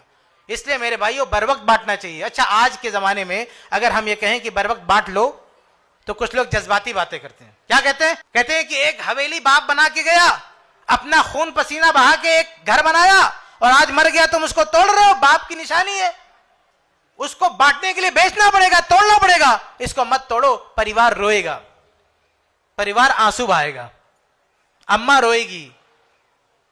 समझ रहे? ये बातें होती ना मेरे भाइयों। आज तो सिर्फ अम्मा रोएगी, आज तो परिवार सिर्फ आंसू बहाएगा, लेकिन अगर आज तुमने तकसीम नहीं किया तो कल इसी परिवार में खून बहेगा। जो लोग आंसू नहीं बहाते हैं, आगे चलकर उनकी कीमत खून से चुकानी पड़ती है। झगड़े होते हैं, खून खराबा होता है, लड़ाइयां होती है, कोर्ट कचहरी तक मामला जाता है, पूरा खानदान जलील होता है। अगर टाइम पे थोड़ा सा रो लिए होते और बढ़ जाने दिया होता तो ये नौबत नहीं आती। लेकिन इन चंद आंसुओं को बचाने की खातिर, उनको रोकने की खातिर कितनी बड़ी कुर्बानी ये परिवार देता है। खानदान बिखर जाता है, भाई भाई का दुश्मन हो जाता है, मर्डर तक हो जाता है। ये सब कुछ आदमी बर्दाश्त करता है, लेकिन बर वक्त तस्लीम करके रोना बर्दाश्त नहीं। कितनी अजीब बात है। तो ये चीजें भी खानदान को बिखेरती हैं, खानदान में इख्तलाफ पैदा करती हैं। इसलिए माली एतबार से कोई नाइंसाफी नहीं होनी चाहिए परिवार में। जिसका जो जिंदगी में बाप को देना सबको दे, वफात के बाद फौरन वो पैसा बढ़ जाना चाहिए, उसमें जरा से भी ताखीर नहीं करना चाहिए, वरना खानदान टूटेगा। समझ रहे? अगर प्यार मोहब्बत से नहीं बटेगा तो कल लड़ाई झगड़ा होगा, उसके बाद बांटना पड़ेगा, वो भी सही से कोई दुनिया की कोई अदालत नहीं बांट पाएगी। जब ज्यादा लेट हो जाएगा तो सुलह ही करना पड़ेगा। आगे बढ़ते हैं। छठी चीज क्या है? छठी चीज है जो घरों को तोड़ती है, वो ताकत का तसादुम है। यानी घर का हर आदमी मालिक बना हुआ है, एक दूसरे से लड़ रहा है। भाई बाप चाहता है मेरी चले, बीवी चाहती है मेरी चले, तो ऐसा घर टूट फूट के शिकार हो जाएगा। कुरान में अल्लाह ताला ने कहा अर्रिजालु क़व्वामूना अलन निसा, कि जो आदमी है ये कव्वाम है, क्योंकि अल्लाह ताला ने उसको इजाफी फजल अता किया है, उसको फजीलत बरतरी दी है, और पूरा घर का खर्च भी चलाता है। वो इसलिए कव्वाम मर्द है, घर का मालिक मर्द है। जिस घर में मर्द की जगह औरत हुकूमत करे वो घर कभी भी ठीक नहीं हो सकता। उस घर में हमेशा लड़ाई झगड़ा ही होता रहेगा। अगर आपको अपने रिश्ता करना ना तो सबसे पहले ये पता कर लो इस घर में किसका राज चलता है, औरतों का चलता है या मर्दों का चलता है। अगर औरतों का चलता है बहुत दूर भागो, ऐसे घर के करीब मत जाओ, वरना बेटा हो या बेटा जिसका रिश्ता करोगे तबाह हो जाओगे। खुद सही बुखारी की रवायत है, अल्लाह से फरमाते हैं कि वो कौम कभी भी कामयाब नहीं हो सकती जो किसी औरत को हुक्मरानी सौंप दे। तो घरों की भी हुक्मरानी, घरों की भी क़यादत आदमी के हाथ में होनी चाहिए, औरत के हाथ में नहीं होनी चाहिए। ऐसे घरों में कभी रिश्ता मत करना जिस घर में औरत राज करती है, कभी नहीं करना। सबसे पहले यही पता करो इसमें हुकूमत किसकी चलती है, इसमें बातें किसकी सुनी जाती है। अगर औरत घर चला रही है, अरे भाई एक घर है, बाप मर गया, कोई आगे पीछे नहीं, औरत कमा खा रही है, अलग बात है, लेकिन बाप जिंदा है, घर का अगुआ जिंदा है, उसके होते हुए उसको बिल्कुल स्लीपिंग मोड पे डाल दिया है और सारे फैसले बीवी कर रही है। ऐसा घर सही घर नहीं है। ऐसे घर में बरकतें नहीं आएंगी, सिर्फ झगड़े फसाद होंगे। इसलिए ताकत का तवाजुन होना चाहिए, तसादुम नहीं होना चाहिए। फैसले का हक जो है शौहर को होना चाहिए, बीवी को नहीं होना चाहिए, बच्चों को नहीं होना चाहिए, बाप को होना चाहिए। इसको पूरे परिवार को तस्लीम करना चाहिए कि ये हमारा अगुआ है, ये हमारा कायद है, ये हमारा घर का रहनुमा है, इसके अंडर में, इसकी मातहती में हमको रहना है। ये खानदान भी एक इदारा है और इदारे का एक सरबराह होना चाहिए। बगैर सरबराह के ये इदारा, ये खानदान नहीं चल सकता है, टूट फूट का शिकार हो जाएगा। ये लड़ाई झगड़ा कभी खत्म नहीं होगा अगर आपने किसी एक को क़यादत नहीं सौंपी तो, और वो भी मर्द को, बच्चों के बाप को, बीवी के शौहर को। यह बहुत जरूरी है मेरे भाइयों। अगर ऐसा नहीं रहा तो घर टूट फूट का शिकार हो जाएगा। ये छठी वजह हमारे घरों की टूटने की कि उसमें हुकूमत औरतें कर रही हैं या बच्चे कर रहे हैं, छोटे लोग फैसले कर रहे हैं। नहीं, फैसले बड़ों के होने चाहिए, फैसले बाप के होने चाहिए। बेटे कमाने लगे, एक साथ रह रहे हैं, कितने भी बड़े बन जाए, लेकिन बाप जिंदा है, उसका एहतराम होना चाहिए। उससे पूछ कर, उससे के राय मशवरे से फैसले होने चाहिए। बेटा माली एतबार से मजबूत हो गया, इसका मतलब नहीं कि बाप से बड़ा हो गया, बहुत बड़ा चालाक हो गया, अब वो फैसले करने लगे। बाप का बिल्कुल रिटायर कर दे, तुम रिटायर हो गए, घर पे बैठो। अरे ठीक है, काम से रिटायर हो गया, लेकिन फैसले से तो रिटायर नहीं होगा, नहीं कर सकते ना उसको। घर के मामलात में दखलंदाजी करेगा, उसके फैसले चलेंगे, उसकी हुक्मरानी रहेगी, उसकी क़यादत रहेगी जब तक बाप जिंदा है। बाप के मरने के बाद बेटों का नंबर आता है। बेटे कितने बड़े हो जाएं, लेकिन बाप को टेक ओवर नहीं कर सकते। लेकिन आज हाल यह है कि एक बाप जो उंगली पकड़ के बेटे को चलना सिखाता है, इतना बड़ा बनाता है। सिर्फ दुनिया में बाप ही एक ऐसा वाहिद आदमी है जो चाहता है कि किसी के बारे में कि मुझसे बड़ा बन जाए। वो अपने बेटे को मुझसे, बाकी कोई किसी को अपने से बड़ा बनता हुआ नहीं देखना चाहता ना। सिर्फ बाप है जो चाहता है कि मेरा बेटा मुझसे बड़ा बन जाए। आपका दोस्त है, आप उससे बड़े बन जाए, उसको तकलीफ हो जाती है, लेकिन बाप से बेटा बड़ा बन जाए, बाप का सीना चढ़ा जाता है। बाप खुश हो जाता है कि मेरा बेटा मुझसे बड़ा बन गया। लेकिन ये बेटा क्या करता है, ये बड़ा बनने के बाद बाप को छोटा कर देता है, उसको घर पे बैठा देता है। अब बाप रिटायर हो गए, आपका कोई काम नहीं है। ये बाप कभी भी, औलाद कभी भी अपने माँ बाप का पूरा हक अदा नहीं कर सकती। याद रखें आप, बचपन में कभी भी औलाद को नहीं बोलना चाहिए कि माँ बाप ने बचपन में जिस तरह से हमको पाल पोस के बड़ा किया है वो आप लौटा नहीं सकते हो। छोटे बच्चे होते हैं, माँ बाप क्या करते हैं भाई, छोटे बच्चा अगर खाना नहीं खाता, देखिए माँ बाप कितने टेंशन में आते हैं। और मुसीबत यह है कि बाप की अहमियत क्या है बेटे को तब समझ में आता है जब वो खुद बाप बनता है। और जब उसको ये बात समझ में आती है तब उसका बाप जिंदा नहीं रहता है कि उसके साथ कुछ अच्छा कर सके, वो दुनिया से जा चुका होता है। बहुत देर में बात समझ में आती है कि बाप क्या होता है। जब तक खुद आदमी बाप नहीं बनता है और बाप के मसाइल से जूझता नहीं है, उसे समझ में नहीं आता कि बाप का टेंशन क्या होता है, बाप क्या होता है, किस चीज का नाम है। इसलिए मेरे भाइयों, माँ बाप का कदर करना चाहिए। बचपन में उन्होंने जिस तरह से पाल पोस के बड़ा किया, बुढ़ापे में तो मुझे कभी नहीं लौटा सकते। बचपन में क्या होता है, एक बच्चा पेशाब कर दे, माँ उस पर सो जाती है। बल्कि अगर बच्चा पैखाना ना करे ना तो माँ बाप को टेंशन हो जाता, उसको डॉक्टर के पास ले जाएंगे कि भाई ये तो पैखाना नहीं कर रहा है। आप सोचिए, टेंशन में आ जाएगा। लेकिन यही माँ बाप बूढ़े हो जाएं और बिस्तर पर लेट जाएं और वहीं पेशाब पैखाना करने की नौबत आ जाए, तो अगर 2 दिन पैखाना ना करे तो बच्चों को कोई टेंशन नहीं है। और हो सकता है कि बेटे भी माँ बाप का पेशाब पैखाना साफ कर दे, बुढ़ापे में करते भी हैं, उससे इनकार नहीं है, लेकिन उस प्यार से नहीं कर सकते जिस प्यार से माँ बाप ने बचपन में इनका पेशाब पैखाना साफ किया। माँ जब बच्चे का पेशाब पैखाना साफ करती है तो खिलाती रहती है, उसको हंसाती रहती है, उसको फील नहीं होता। आप सोचिए किसी मां को देखा आपने अपने बच्चे का पेशाब पैखाना साफ करती है, उसको गोद में लेके खिला के दुलार करके। लेकिन यही बेटा कल अपनी मां का पेशाब पैखाना साफ करने की नौबत आए तो इस प्यार से नहीं कर सकता। वो कर सकता है लेकिन ये प्यार नहीं लौटा सकता। तो कभी भी औलाद अपने मां बाप का एहसान नहीं चुका सकते, इसलिए उनको अपनी लिमिट में रहना चाहिए, अपनी हद में रहना चाहिए। मां बाप को कभी टेक ओवर नहीं करना चाहिए।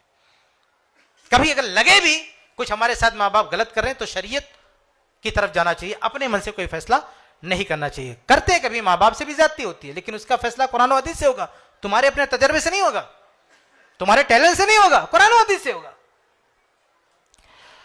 कहने का मतलब यह कि घर तभी सलामत रहेगा जब घर में बड़ों का राज होगा, बड़े राज करेंगे, उनकी हुकूमत होगी, उनकी क़ियादत होगी, तब घर सलामत रहेगा। आगे बढ़ते हैं। सातवीं चीज, बस इसके बाद 3 चीजें और रह गई हैं। सातवां सबब जो घर को तोड़ता है हमारे यहां, वो है एक दूसरे के मिजाज को ना समझना, उसके मुताबिक उसके साथ तामुल ना करना। हर आदमी का मिजाज अलग अलग होता है, एक जैसे एक सांचे में सब ढल के नहीं आए।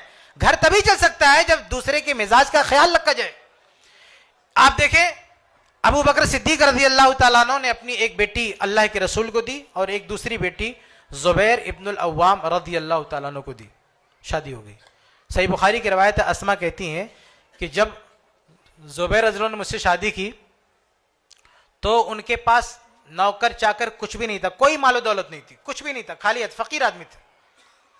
लेकिन सबसे बड़े आदमी ने अपनी बेटी उनको दे दिया, क्योंकि आगे चल के वो जन्नती साहबी बने, 10 अशरे मुबशरा में आते हो। जब शादी हुई थी तब जन्नती साहबी डिक्लेयर नहीं किया गया था, लेकिन अबू बकर सिद्दीक की जो तजर्बा था, शख्सियतों को पहचानने का जो मलका था, कि उन्होंने जिस को भी अपनी बेटी दी वो आगे चल के बहुत बड़े आदमी बने, जबकि शादी के वक्त बड़े नहीं थे। तो जुबैर रज़ी अल्लाह तआला अन्हु के पास कुछ नहीं था। अस्मा रज़ी अल्लाह तआला अन्हा ने अपने घर पे कभी खाना नहीं बनाया था, वो नौकरानियां बांदियां खाना बनाती थी। शादी होने के बाद पहली बार खाना बनाना पड़ा, पड़ोस की लड़कियों को बुला के खाना बनाना सीखा, सही बुखारी की रवायत है। और खाना बना के अपने शौहर को खिला रही हैं, अपने शौहर का जो घोड़ा था उसको भी खाना दे रही हैं, घर में पानी भरने का काम भी खुद ही कर रही है, कोई नौकर चाकर नहीं है। पानी भरना आज के जमाने में नहीं, टोटी खोल दिया आपने, भाई जाके किसी कुएं से भर के पानी लाके घर में स्टोर करना। और जाके दूर दराज से लकड़ियां भी ढो के सर पे लाद के ला रही थी। इतना काम जैसे कोई बांदी नौकरानी जो काम करती ना, वैसी लाइफ स्टाइल थी।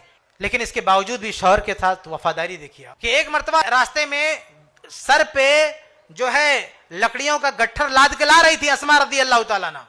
रास्ते में अल्लाह के रसूल सल्लल्लाहु अलैहि वसल्लम से मुलाकात हो गई। क्या कहती हैं?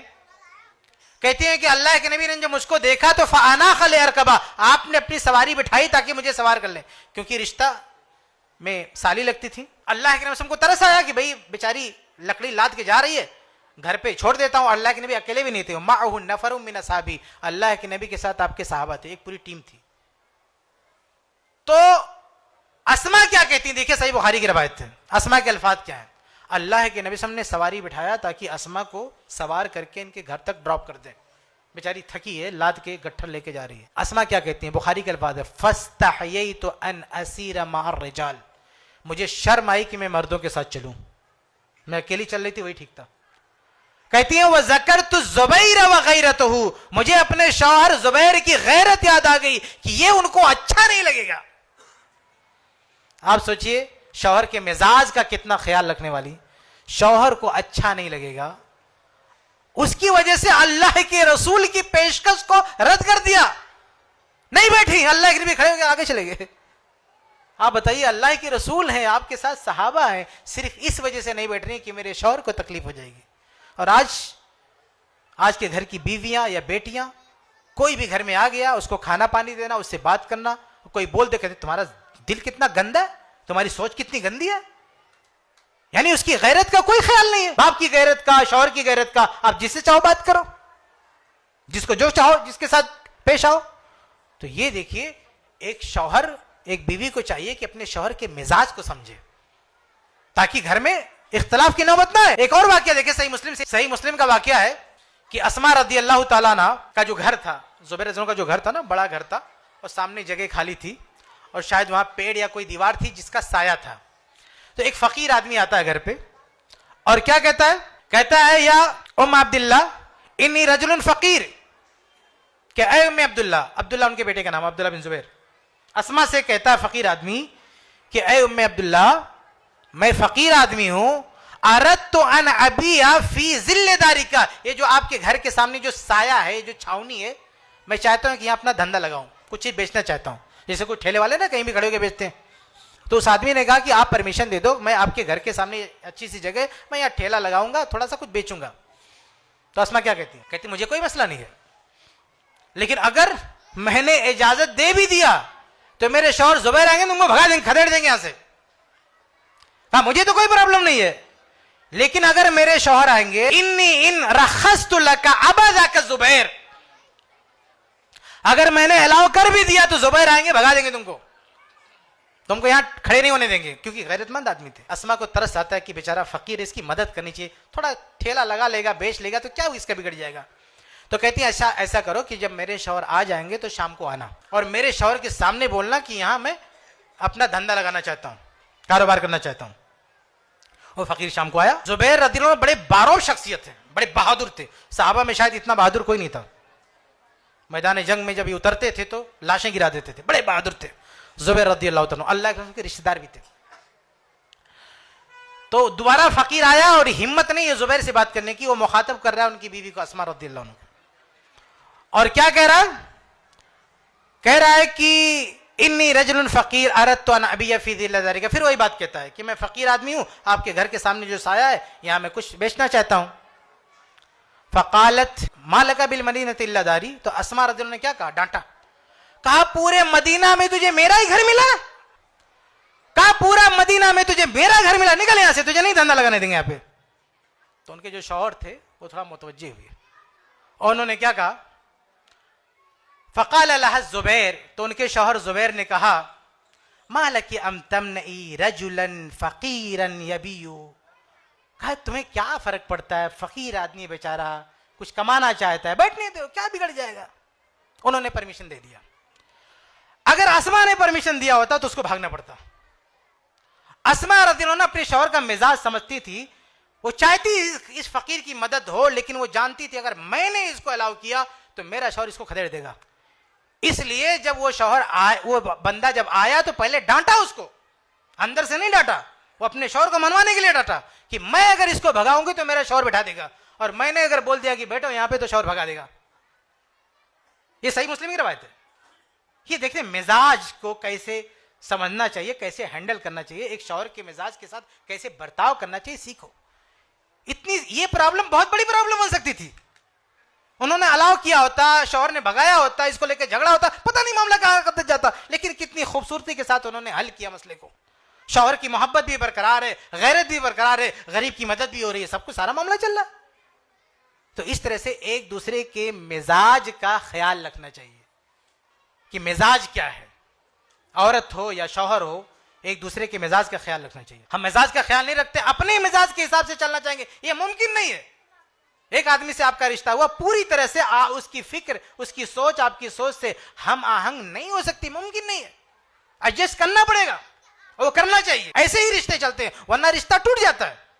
अगर आप कहीं भी समझौता नहीं करोगे, कहीं भी एक दूसरे की गैरत का, उसकी इज्जत का ख्याल नहीं करोगे, तो रिश्ता नहीं चल पाएगा। आगे बढ़ते हैं। 8वीं चीज क्या है घरों के टूटने की वजह? औलाद की गलत तरबियत। अपने औलाद की सही तरबियत करें। सही तरबियत नहीं करेंगे तो कल यह औलाद बड़ी होके मनमानी करेगी, और सही तरबियत करेंगे कितना बड़ा बेनिफिट है। सही मुस्लिम की रवायत है कि आदमी मर जाता है तो मरने के बाद भी 3 चीजों का सवाब मिलता रहता है। उसमें एक क्या है? अव्वलदिन सालिहिन यदउ लहू, कि नेक लड़का जो बाप के मरने के बाद भी दुआ करता रहता है। जब औलाद नेक होती है तो न सिर्फ जिंदगी में घर बसा रहता है, बाप मर भी जाता है तो भी ताल्लुक नहीं टूटता बेटे का, तो भी बेटे का ताल्लुक बना रहता है। लेकिन अगर औलाद नेक ना हो तो मरना मौत तो दूर की बात, जिंदगी में भी ताल्लुक नहीं बनता। बेटा जैसे बड़ा होता है, बाप अपने बेटे को दीन की तालीम नहीं देगा, डॉक्टर, इंजीनियर, पता नहीं क्या क्या बनाएगा। वो बनने के बाद सबसे पहला धक्का क्या लगता है? घर वीरान हो जाता है, ये पंछी उड़ जाते हैं। कोई अमेरिका में जॉब कर रहा है, कोई वहां, ये बेचारा तरस रहा है किसी से बात करने के लिए, और पढ़ा लिखा के इतना बड़ा किया था बच्चों को ताकि मेरा बेटा कामयाब हो। कामयाब हुआ तो बाप को पहचान नहीं रहा। इसलिए क्योंकि दीन की तालीम नहीं दिया। हम नहीं कहते डॉक्टर मत बनाओ, सब कुछ बनाओ, लेकिन साथ में दीन की तालीम भी दो, ताकि तुम्हारी इज्जत करे, तुम्हारा एहतराम करे। आप हम लोग नेट पे कैसी कैसी वीडियोस देखते हैं कि बाप मर गया और बेटा वकील को ला के अंगूठा लगा रहा है पेपर कागजात पे, लाश पड़ी हुई अंगूठा लगा रहा है। अल्लाह अकबर। औलाद जो है अगर दीनदार है तो माँ बाप का जिंदगी में भी, मरने के बाद भी उसका एहतराम करती है, और दीनदार नहीं है तो मरने के बाद दूर की बात है, जिंदगी में कोई एहतराम नहीं, बल्कि वो ओल्ड एज होम में ले जाकर शिफ्ट कर देते, घर में रखते भी नहीं। कहते बुढ़े घर का शो खराब करते। भाई खुद भी बिगड़ा है और बिगड़ी हुई औरत लेकर आएगा और ये दोनों तय करेंगे कि ये बुढ़ा घर में नहीं रहेगा, उसको ले जाकर ओल्ड एज होम में डाल देंगे। कितना बड़ा पाप, कितना बड़ा जुल्म है बताइए। अल्लाह के फजल करम से मुसलमानों के यहाँ मामला बहुत कम है, लेकिन ये बढ़ते जा रहा है। अगर ये तालीम हमने रोक दिया, बच्चों की तरबियत रोक दिया, तो ये मामला और बढ़ेगा। लेकिन अगर बच्चा तालीम याफ्ता हो, कभी भी अपने माँ बाप को बेसहारा नहीं छोड़ सकता। माँ बाप को कितनी बड़ी बीमारी हो जाए, कुछ भी हो जाए, और भीख मांग के एक एक रुपया इकट्ठा करके इलाज कराएगा, लेकिन वो किसी और घर में शिफ्ट नहीं करेगा। माँ बाप को घर नहीं टूटने देगा वो।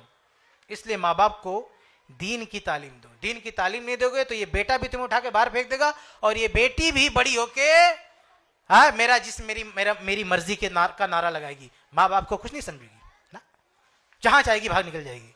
और फिर उस बाप के दिल से पूछो, बड़ा होके 15-16 साल जिस औलाद को पाल पोस के बड़ा किया, और उसके सामने गुर्राते हुए किसी का हाथ पकड़ के निकल जाए, तो क्या बीतती होगी उसके बाप पर। कसूर किसका? इस बाप का कसूर है। उसको ये तरबियत दिया कि किसी का हाथ पकड़ के वो भाग जाए, घर टूट जाए, पूरे गांव में उसकी जिल्लत हो जाए। ये सब कुछ इसलिए होता है क्योंकि हमने औलाद को दीनी तरबियत नहीं दी है। आप जो चाहे उन्हें डॉक्टर, इंजीनियर, सब कुछ बनाओ, लेकिन दीन से भी जोड़े रखो, मस्जिद से जोड़े रखो, उलमा से जोड़े रखो, ताकि उनका जहन दीनदाराना रहे और वो अपने वालिदैन के साथ, अपने परिवार के साथ वो सलूक ना करें जो हमें देखने सुनने को मिलता है। आगे बढ़ते हैं। 9वीं चीज, खानदान बिखरने का या घर टूटने का एक नवा जो सबब है, वो ये है कि हमारे घर के बाज अफराद एक ही अमल देखकर पूरा फैसला कर देते उसी पे। किसी दिन कोई अच्छा काम किया, अब वो उसकी हजारों गलतियों पे पर्दा डाल देते, या कोई एक गलती देखी तो हजारों खूबियों से आंखें बंद कर देते। भाई बीवी है, कभी उससे गलती हो गई, गुस्सा आ गया, आता है गुस्सा, आने दो, लेकिन आप फौरन कंपेयर करो कि आज इसने गलती की है, लेकिन इससे पहले जो इसने अच्छाइयां की हैं वो ज्यादा है या ये गलती ज्यादा है। अगर वो गलती बड़ी है तो बेशक वो सजा की मुस्तहिक है, लेकिन अगर वो गलती छोटी है, अच्छाइयां उसकी ज्यादा है, तो इग्नोर करो। अल्लाह के रसूल की हदीस है सही मुस्लिम की, अबू हुरैरा रज़ी अल्लाह तआला अन्हु हदीस के रावी हैं। बड़ा प्यारा उसूल बयान किया अल्लाह के नबी ने। ये उसूल सिर्फ फैमिली पर नहीं, कंपनियों में, इदारों में, ऑफिसों में, हर जगह अप्लाई करना चाहिए। अल्लाह के नबी क्या फरमाते हैं? ला यफरुक मुमिनुन मुमिना, कोई आदमी किसी औरत से दुश्मनी ना पाले, बुग़्ज़ ना रखे। इन करिहा मिनहा खुलुकन रज़िया मिनहा आखर, अगर उसकी कोई एक बात नापसंद लग रही है तो दूसरी बात अच्छी भी तो लग रही है। तो एक बात नापसंद आई, उसकी बुनियाद पर आपने पूरा घर तोड़ दिया, घर को तोड़ दिया आपने, लेकिन आपने ये नहीं देखा कि दूसरी अच्छाइयां भी हैं। आप किसी ऑफिस में काम कर रहे हैं, बॉस ने आपको बुरा भला बोल दिया, आपने इस्तीफा दे दिया, रिजाइन दे दिया। आपको देखना चाहिए कि आज इसने गलत बोला है तो आज से पहले अच्छा कितना बोला है। आप कहीं भी किसी भी लोगों की किसी भी जमात में होकर किसी ने कुछ कह दिया, फौरन कंपेयर करो कि इसने आज गलत किया, लेकिन क्या सिर्फ इसने गलत ही किया है? रोजाना गलत ही करता है, इसने अच्छा भी किया। अगर इसकी अच्छाइयां ज्यादा है तो इग्नोर करो, लेकिन अगर एक एक बात लेके आप डिसीजन लोगे तो घर टूट जाएगा। तो अल्लाह के नबी ने बड़ा प्यारा उसूल दिया है कि एक बात अच्छी लग रही है तो देखो दूसरी बात, एक बात गलत लग रही है तो देखो दूसरी बात अच्छी भी लग सकती है, एक बात बुरी लग रही है दूसरी बातें अच्छी भी लग सकती है। तो ये 9वीं चीज है। आगे बढ़ते हैं। 10वीं और आखिरी चीज, हमारे घर को तोड़ने के लिए इस वक्त हमारे समाज में, हमारे हिंदुस्तान के, पूरी दुनिया के लिहाज से नहीं, हिंदुस्तान के लिहाज से हमारे यहाँ जो ज्वाइंट सिस्टम का जो रिवाज है, ज्वाइंट फैमिली का, मुश्तरका खानदान का, ये भी फसाद की बहुत बड़ी वजह। हमारे असलाफ में, बल्कि आज भी सऊदी अरब वगैरह में ऐसा नहीं है। जो सिस्टम यहां चल रहा है कि खानदान कितना भी बड़ा हो गया और वो साथ में लदा हुआ है। भाई मैंने शुरू में कहा था कि घर का मतलब क्या है? बाप है, उसकी औलाद है, उसकी बीवी है, उसके माँ बाप है, ये छोटा सा घर चल जाएगा। लेकिन अब वो औलाद और बड़ी, और पोते पड़पोते सब होते गए, भाई चाचा सबकी शादी, और सब एक साथ लदे हुए हैं, एक जगह खाना बनना है, कोई प्राइवेसी नहीं है। ऐसे घर का सत्यानाश हो जाता। इसमें हमेशा झगड़ा, चुगली, गीबत, पता नहीं क्या क्या होता है। बहुत सारी इस्लाम की मुखालफत होती है। हमारे पास वक्त नहीं है कि मैं आपके सामने तफसील से बात रखूं। इसका इलाज क्या मेरे भाई? इसका इलाज ये है कि आदमी जो है फौरन, जैसे एक फैमिली अलग हो रही है, मिसाल के आपने एक बेटे की शादी किया, उसको बीवी के साथ अलग उसको शिफ्ट करें, उसको प्राइवेसी दें, उसका चूल्हा अलग करें, उसका रहना सोना अलग करें, आपको अल्लाह ने पैसा दिया उसका बाथरूम अलग करें, सब कुछ अलग, उसको प्राइवेसी दें। फिर आपस में टकराव नहीं होगा। जितनी फैमिली उतना घर होना चाहिए, अलग अलग सबका सेटअप होना चाहिए। लेकिन जो हमारे यहाँ ज्वाइंट, ये असल में हमने हिंदुओं से अडॉप्ट किया हुआ है, ये हमारा इस्लामी कल्चर नहीं है, ये यहाँ का, इस मुल्क का कल्चर है। ये इस्लाम से इसका कोई लेना देना नहीं है। इसलिए इस चीज को भी खत्म करना चाहिए। और इसकी वजह से एक बड़ी प्रॉब्लम जो शुरू में मैं जिक्र कर रहा था, विरासत का मसला आता है कि विरासत में बंटवारा नहीं होने देते हैं, क्योंकि ज्वाइंट फैमिली सिस्टम को लेकर चलना है। ये सिस्टम हमें विरासत नहीं बांटने देता है, विरासत की तकसीम को डिले कर रहा है। ये बहुत बड़ा मसला है। अगर आपको अलग होने के बाद भी एक दूसरे से ताल्लुक बनाए रख सकते हैं, यानी अलग अलग घर लेने के बावजूद भी बहुत सारे मामलों को इश्तराक के साथ आप निभा सकते हैं। कोई बिजनेस चल रहा है, ठीक है, मुश्तरका पार्टनर बन के आप बिजनेस चलाओ, क्या दिक्कत है? ऐसे बहुत सारे मामला आते हैं। कोई कारोबार है, आप एक साथ करो, कोई मसला नहीं है। लेकिन ये रहाइश एक साथ रहे, ये मामला अलग अलग करो, चूल्हा अलग करो, सबकी अपनी अपनी प्राइवेसी है, सबको अपना अपना हक दो। उसके बाद जो काम हो सकता है एक साथ वो करो, जो जिसको करते हुए आप इस्लामी तालीमात में भी अमल कर सकते हैं। बिजनेस एक साथ करो, कारोबार एक साथ करो, आपका खेत खलियान है उसे भी एक साथ रखो, कोई दिक्कत नहीं। लेकिन जो चीजें मसले खड़ा करती हैं उनको फौरन अलग करो। और विरासत आप फौरन तकसीम करो। उसमें तकसीम करने के बाद आप आपसी समझौते के साथ एक दूसरे के साथ कारोबार कर सकते हो। जब आपका मन नहीं कि आप अलग कर सकते हो, क्योंकि बंटवारा हो चुका है, लेकिन उसको डिले मत करो। और एक बात और है कि मैं बात उसी पर खत्म करूंगा कि बंटवारे का, ज्वाइंट फैमिली सिस्टम से हटने का यह मतलब नहीं है कि आप रिश्तों को भूल जाओ। बांटने का ही मतलब थोड़ी होता है कि आपकी रिश्तेदारी खत्म हो रही है। भाई सहाबा का हम देखते हैं, एक घर का तो अलग बात है, अपनी बेटियों की शादी करते थे, शादी करने के बाद भी नहीं बोलते थे। हमारा हाल क्या है? अजीब मामला है। यानी ज्वाइंट फैमिली को हम ऐसा सोचते हैं कि टूटना नहीं चाहिए, लेके चलना चाहिए। और जब बेटियों की शादी करते हैं तो ये सोच के करते हैं कि जहां ये इसका असल घर वो है, उसको इस घर से निकाल के बाहर कर देते हैं। हालांकि हर लड़की का परमानेंट घर उसके बाप का घर होता है। उसके ससुराल का क्या ठिकाना, कल को तलाक दिया कहां जाएगी वो? उसका परमानेंट, किसी भी लड़की का परमानेंट घर उसके बाप का घर होता है, उसके शौहर का घर नहीं होता है। हाँ, उसका बेटा बड़ा हो गया, वो अपने पांव पे खड़ा हो गया तो ठीक है, वो भी, मां भी वहां रहेगी। लेकिन जब तक उसके बेटे अपने पांव पे खड़े नहीं है, उसके बाप के घर का कोई भरोसा नहीं है, उसके शौहर के घर का कोई भरोसा नहीं। कल तलाक हो जाए कहां जाएगी वो? बाप के पास ही आना उसको।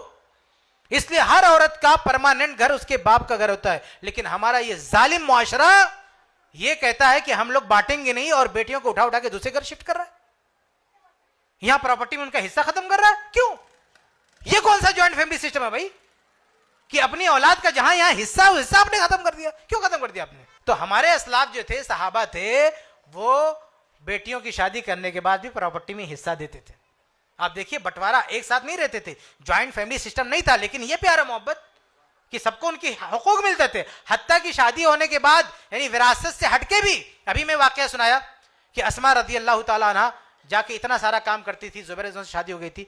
शादी के बाद उन्होंने अपने अब्बा से शिकायत नहीं की, अबू बकर सिद्दीक से, कि अब्बा मुझे किस घर में डाल दिया, इतना काम करना पड़ता है। लेकिन जो वाकया पेश आया था, जो मैंने सुनाया, उस वाकये की खबर जब अबू बकर सिद्दीक को पता चली तो वो फौरन एक गुलाम लेकर आए अपनी बेटी के पास और कहा, बेटा आज से तुम्हारा काम ये करेगा, तुम बहुत थक जाती हो, मुझे पता चला। तो अस्मा क्या कहती है, बुखारी के अल्फाज क्या, अस्मा कहती है, फकअन्नमा अअतकनी, अब्बा ने जब गुलाम गिफ्ट दिया तो मुझे ऐसा फील हुआ कि आज अब्बा ने मुझे आजाद किया है। अबू बकर सिद्दीक तो बहुत सारे गुलामों को आजाद करते थे, बिलाल को आजाद किया, फला को आजाद किया, फला को आजाद किया। बेटी क्या कहती है कि जब अब्बा ने एक गुलाम गिफ्ट किया तो मुझे फील हुआ आज अब्बा ने मुझे भी आजाद किया, यानी इससे पहले मेरी मैं भी गुलामों जैसी बन गई थी। आप देखिए, अलग अलग रह रहे हैं, ज्वाइंट फैमिली सिस्टम नहीं है, लेकिन शादी के बाद भी कोई प्रॉब्लम है, शौहर को फोन नहीं किया,